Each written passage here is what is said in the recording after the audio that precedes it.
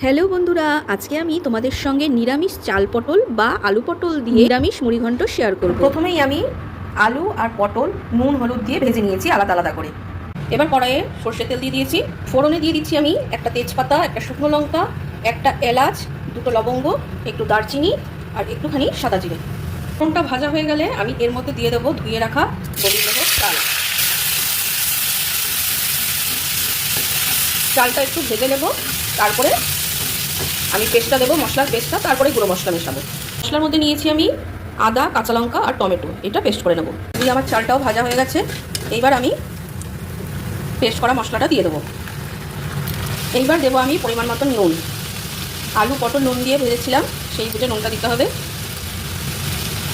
হলুদ, জিরে গুঁড়ো, শুকনো লঙ্কার গুঁড়ো, দেবো চিনি। এবার মশলাটাকে ভালো করে একটু কষিয়ে নেবো গোবিন্দভোগ চালের সঙ্গে। কটা কিশমিশ আমি দিয়ে দিলাম এর মধ্যে। মশলাটা ভালো করে কষে গেছে। এবার ভেজে রাখা আলু পটলটার মধ্যে দিয়ে দিলাম। এবার সবগুলো একটু ভালো করে মিক্স করে নেব। গোবিন্দভোগ চালের সঙ্গে আলু পটলটা ভালো করে মিক্স করে আমি কিন্তু গরম জল দেবো। করে মিক্স করে নিয়েছি। এবার আমি দিয়ে দিচ্ছি গরম জল। দেখো পরিমাণ মতন জল আমি দিয়ে দিয়েছি, যাতে আলু পটলটাও সেদ্ধ হয়ে যাবে ভালো মতন, আর চালটাও কিন্তু সেদ্ধ হয়ে যাবে।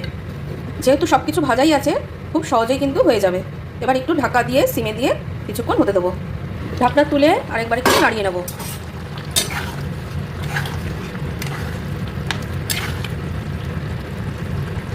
আলু কিন্তু আমার একদম সেদ্ধ হয়ে গেছে, আর পটল তো ভাজাই আছে, পটলও সেদ্ধ হয়ে গেছে একদম। চালটা আমার প্রায় হয়ে গেছে। তো এইবার আমি দেবো গরম মশলার গুঁড়ো আর দেবো ঘি।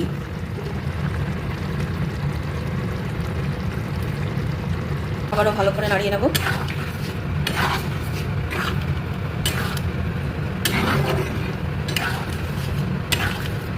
তো দারুণ সুগন্ধ বেরোচ্ছে। এবার আমি গ্যাসের ফ্লেমটা বন্ধ করে কিছুক্ষণ চাপা দিয়ে রাখবো। দেখো আমার আলু পটল দিয়ে মুড়িঘণ্ট কিন্তু একদম রেডি, নিরামিষ মুড়িঘণ্ট। আর এটা কিন্তু ঠান্ডা হয়ে গেলে আর একটু ঘন হয়ে যাবে, কারণ গোবিন্দভোগ চাল ঝোলটা টেনে নেবে, ওই জন্য একটু ঝোলঝোলই নামাতে হবে।